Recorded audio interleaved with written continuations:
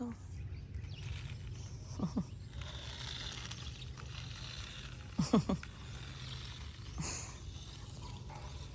Shit!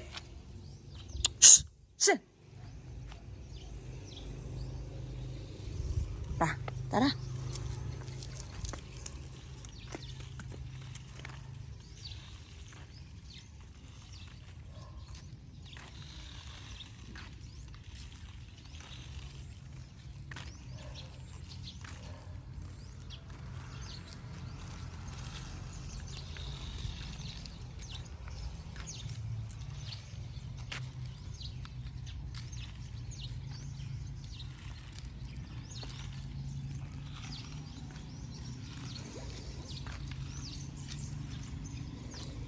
Naglambing talaga siya. Nasamahan ko daw siya mag-walking.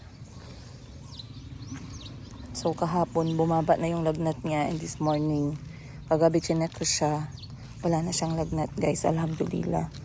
Medyo kabado na yung puso ko kasi nag-prepare na ako na dalhin siya sa hospital just in case. Delikado na kasi yung mga lagnat na yun guys. Sobrang saya niya pagising niya, sabi niya hindi na daw siya, wala na daw siyang sakit. Tara.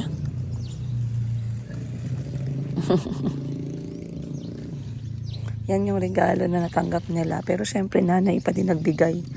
Dinala sa eskwelahan. Tapos kunyari merong Santa Claus. Binigay yung mga regalo. So magkatulad sila ni Chico. Yellow yung kay Chico. Pula yung sa kanya. Maraming langgam anak oh. Langgam oh. Anak maraming langgam oh. Masakit yan. Nasa good mood si Calvi guys. Sarap siguro ng tulog niya.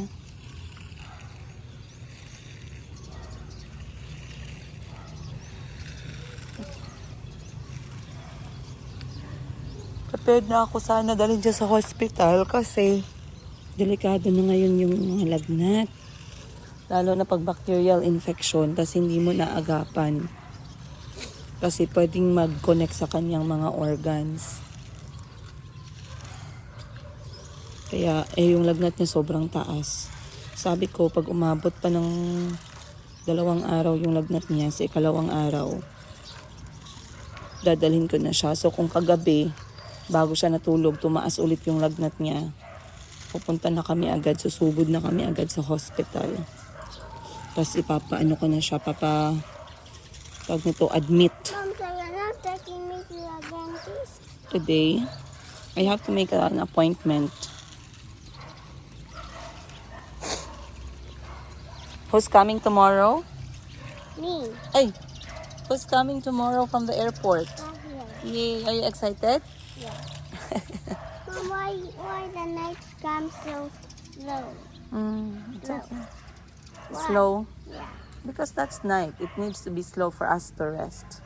So what can we surprise Kahil when we pick him at the airport? What are we going? We're in the drawing. Drawing? You're gonna draw for him? Okay, I think he will like that. What else can we do? Maybe I can buy him flowers. What do you think? When he Flower arrives, we toy? give him, no? When he arrives, we give him flower to welcome him. Right? How about when say, Hiyo, Feliz Navidad. When Auntie make one, Auntie say, Did she make already? yeah. Oh, that's cute. Then we're gonna go for caroling. Tulog pa kasi si Chico guys. Si Chico maagang nagising. Si Calvi nagising ng mga alas 11. Tumabi sa akin.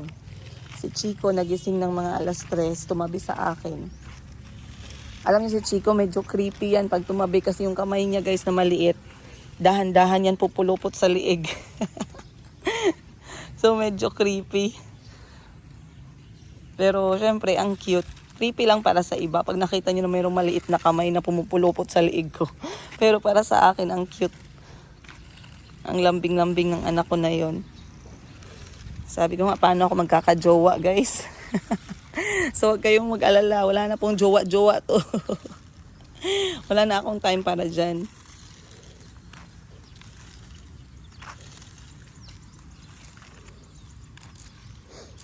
So, maayos din yung tulog ko. At least alas 10. Alas 11. Ay, di.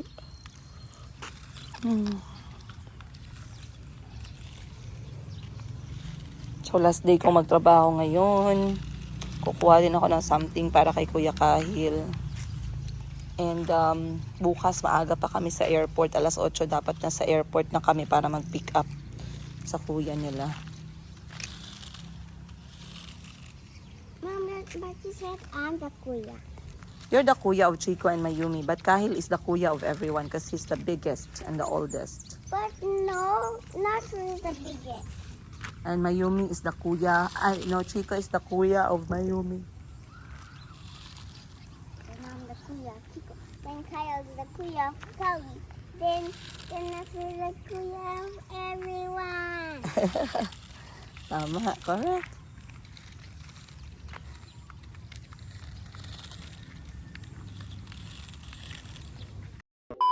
Guys, ang aga natin ngayon. Nandito na ako sa mall. Time check natin alas 9. Dito na ako nauna ngayong morning dahil bukas na yung dating ni Kuya Kahil. And of course, ilang gabi kong pinag-isipan ko ano yung ireregalo ko sa kanya, guys. And finally, naisip ko na kasi this morning, nakita ko sobrang nag-enjoy si Kulot at saka si Chico sa kanilang remote control car. And this is something I don't normally buy for them. Last year, binilhan ko sila nito Christmas din at New Year. So basically, once a year ko lang sila nabibilhan ng ganito. And ako nga, guys, as adult, as nanay, sobrang nag-enjoy ako kanina habang nilalaro ko yung remote control. So this time, bibilhan ko si Kuya Kahil ng the same na regalo. But I would like to look for something na much bigger for his age. So hanap tayo, tingnan natin magkano yung presyo. And then, ito yung ibibigay natin sa kanyang gift. Guys, so nandito na tayo sa mga remote control car options. Budget natin nasa less than 1,000 pesos. So far may nakita akong maganda naman, pero may mas maganda. Pero 1,000, magkano ba? Ay, Diyos ko. 3,000 guys. Nahiya naman tayo sa budget natin. Ito monthly, 3,000 yung laruan. Pero once in a while, once a year ko lang talaga minibilhan yung anak ko. So for this one, I really want to spend.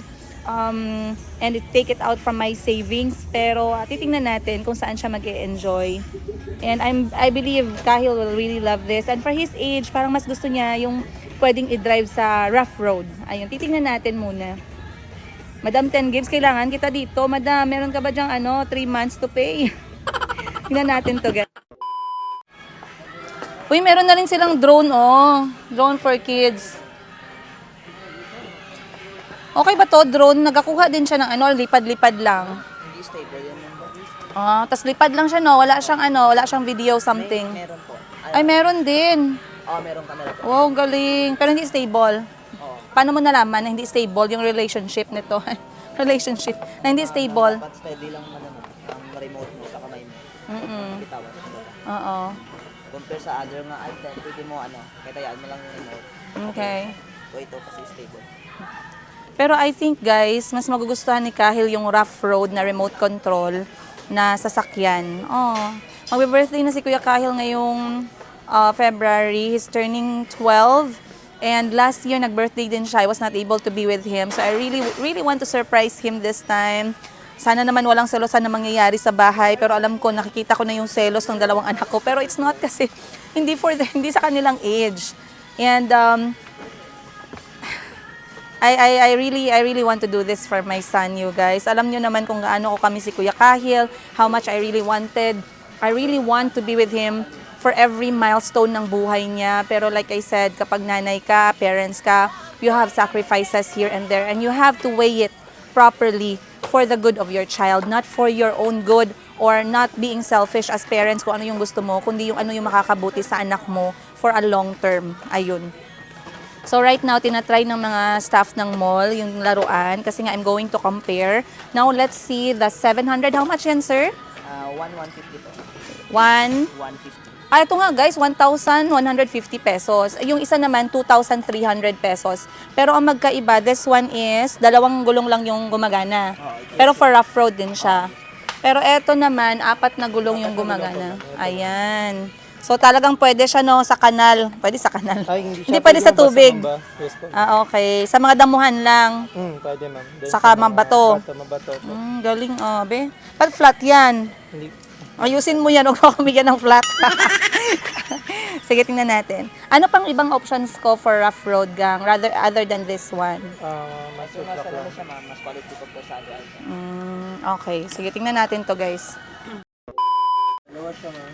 Dalawa for the, Sa remote niya, dalawa ma'am. Then, Tapos? Sa sasakyan, dalawa din ma'am. tapos chargeable yung sa sasakyan.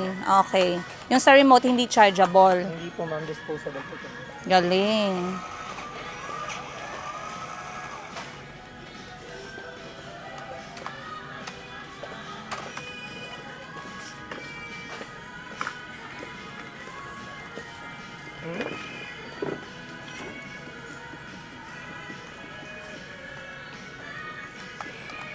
So maganda no, kasi kapag bumibili tayo ng mga laruan, we have an option to try it first.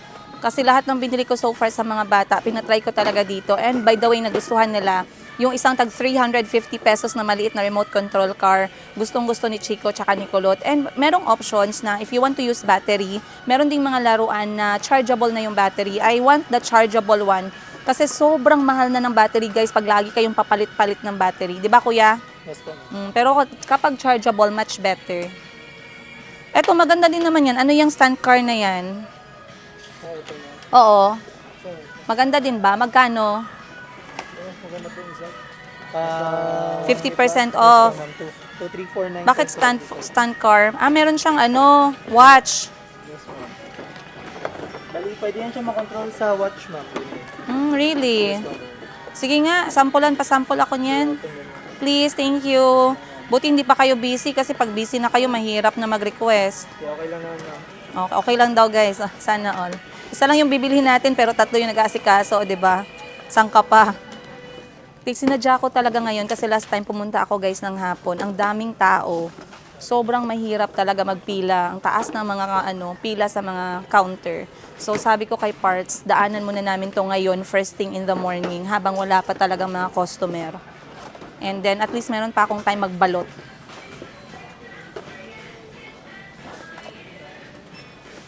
Daming abubot guys.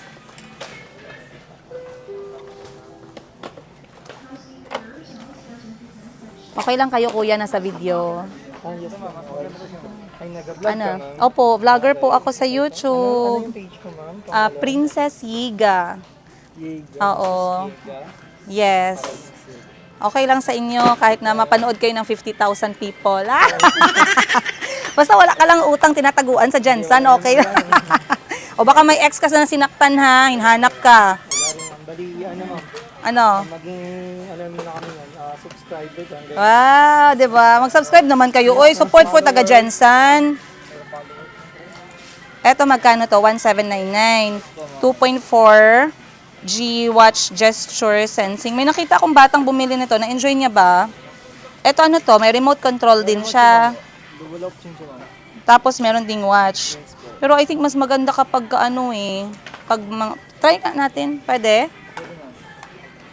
Eto din, gusto parang interested ako dito, tsaka kasi eto parang pang ano lang siya no, pang younger no. Parang pang 7 years old. Sige. Left and right niya ma'am. Okay. Left. Ang sa likod niya gumagalaw din. Tatakbuhin siya ma'am. Ah. Kaya apat na gulong talaga yung tumatakbo dyan ma'am. Okay, oo. Saan ang left and right? Ito ma'am. Left, right. Tapos ang takbo. Then ito yung forward ma'am, backward pa ganun ma'am. Okay. Mabilis to siya ma'am kasi apat na gulong talaga yung tumatakbo. Kaya nga Yung no. ibang remote control kasi ma'am, dalawa lang po. Try mo nga mag-ano ng rough, ay lagyan mo ng something kung makaakyat ba siya. Ito, try natin guys ha, kasi eto siya. Sana yung box niya? Eto siya. Ayan, pakita ko sa inyo. This is Rock Ranger 4x4, full functions and ready to run. Lahat ng gulong niya nagfa-function. Then 6-way yung kanyang movement, left, right, down. Ano yung eto kuya? Asa na siya nawala? Pwede siya ay okay. Pwede siya mag-backward. Stop. Kasi mga ganito parang monster truck eh, no? Yes po, ma'am. Sige nga, idaan nga natin sa ano, sa challenge. Kasi paabot siya ng ano, ma'am. Ah. 50 meters, ma'am, yung remote. Gaano kalayo? 50? 50? Oh, galing. Kahit dito na ako mamabot. Sige, go daw. Tingnan natin. Uy, maganda yan. Malayo siya. Tsaka mabilis, no? Yes po, ma'am. Kasi 4 na lead lang gumagana. O, di ba? Kahit adult, nakaka-enjoy ba kahit adult? Yes po. Oh. Abot pa.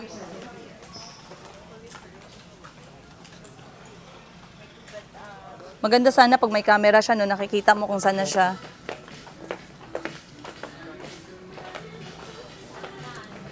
Ba't parang nahirapan ka dyan, kuya? Okay ka lang ba? Mahirap ba? Battery. Eh, ginusto mo yan eh. Ginusto mo tong trabaho na to. wala silang masyadong maraming stock ng kanilang sample battery. So ipadaan natin sa parang challenge yung sasakyan. Tingnan natin, uy. Oh, eto maganda din to. 1,200. 1,200. Oh, 1,150. Bali half price nung isa. Ayan, yan.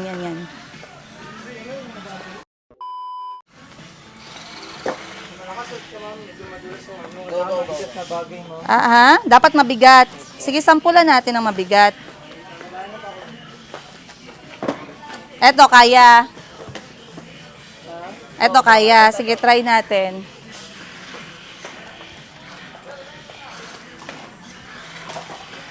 Oh, grabe. Tulak pa din. Okay. Malakas kasi ito siya, ma'am. Anong color available niyan? Gold lang po, ma'am. Oh, wala yung black. Okay guys, nandito pa rin ako after 30 minutes kasi they have to try every toy. Pero bumili na rin ako ng iba pang laruan para ipamigay natin sa ibang mga bata na kilala ko. Ayan. Pero si Calby tsaka si Chico, okay na, goods na sila guys. Ang mga pamangkin ko din. Kay Madam 10 Gives, ano pa bang ibibigay natin sa kay Madam 10 Gives? Kasi parang nalulunod na sa laruan yung mga bata. Iba talaga basta Pasko, no? So, tingnan natin dito. Marami naman tayong pwedeng maging option na ibibigay. Kasi si Kuya Jericho, more on books talaga, mahilig sa books. Si Ate Ashley naman, she's a big girl. I'm not sure kung ano yung magugustuhan niya. Si Muning mahilig sa mga pretend na luto-luto. Pero ito parang maganda to. Baby Giraffe Whack-A-Mole. And this one is for age 3 plus, which is perfect. Feeling ko magugustuhan to ni Harmony, guys.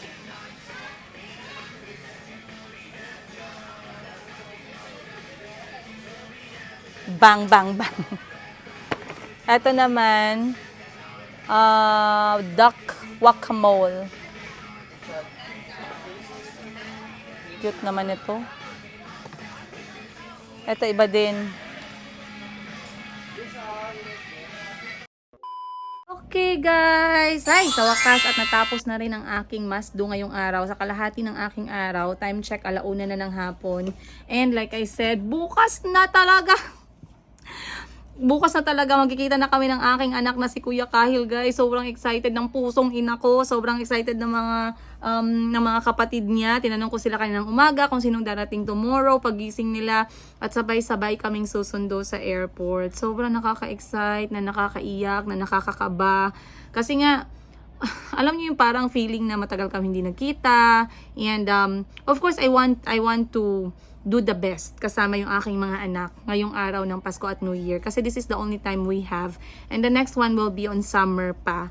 So, sobrang excited ako. And I believe I prepared whatever I can prepare for our vacation together. Meron akong few plans for us. Ayan, kasama yung mga kapatid ni Kuya Kahil. But the most awaited moment is yung muling pagsasama ng magkakapatid at muling mahagkan ni Kuya Kahil yung mga kapatid niya. Lalong-lalo na guys, si Mayumi. Kasi pagpunta ni Kuya Kahil, nag-meet sila last sa Thailand, si Mayumi ay baby pa talaga.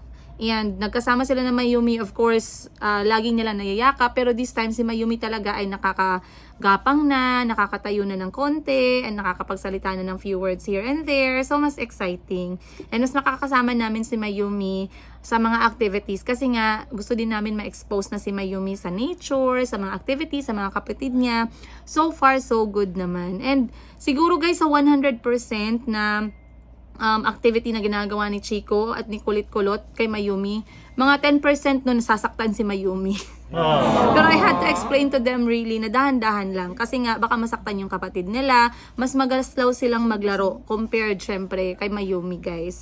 So anyway, I shared with you our episode yesterday. Maraming salamat po sa lahat na nanood. Pero may nakita ako mga comments dito. At the same time, ako yung magsha-shoutout na lang din para ma-shoutout natin at masagot ang ibang mga katanungan. Ayun.